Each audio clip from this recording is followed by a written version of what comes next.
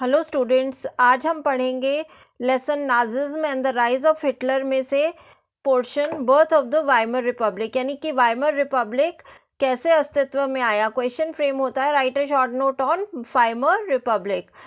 तो हमें पता है कि जर्मनी जो था वो फर्स्ट वर्ल्ड वॉर जो कि 1914 से लेकर 1918 तक हुई थी, उसमें हार गया था अपने एलाइज से, जो कि थे इंग्लैंड, फ्रांस और रशिया।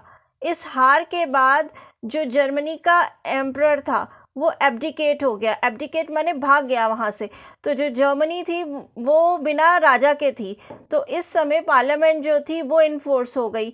पार्लियामेंट जो यहाँ पे इन्फोर्स हुई उसका नाम था रिक्सटैग। जैसे रशियन पार्लियामेंट का नाम है डूमा, ऐसे ही जर्मन पार्लियामेंट का नाम है रिक्सटैग। लेकिन ये पार्लियामेंट जो थी, this was not taken very well bye its own German people, because they said that democracy was being forced on them. Democracy उनके ऊपर फोर्स की जा रही थी और थोपी हुई चीज़ें अक्सर अच्छी नहीं लगती हैं। ठीक है, ऊपर से इसमें जो था एक ट्रीटी ऑफ वर्सलीज जो थी वो भी जर्मनी को साइन करनी पड़ी थी, जो कि बहुत ही ह्यूमिलेटिंग थी।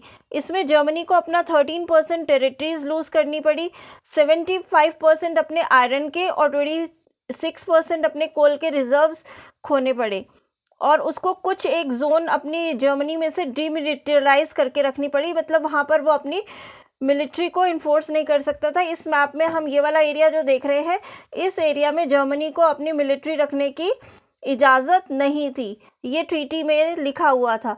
इसके अलावा ये बोला गया कि ये जो वॉर हुई है वो जर्मनी की वजह से हुई है और इसका जुर्माना उसे भरना पड़ेगा, जिसकी वजह से उसके ऊपर 6 बिलियन पाउंड्स का जुर्माना लगाया गया।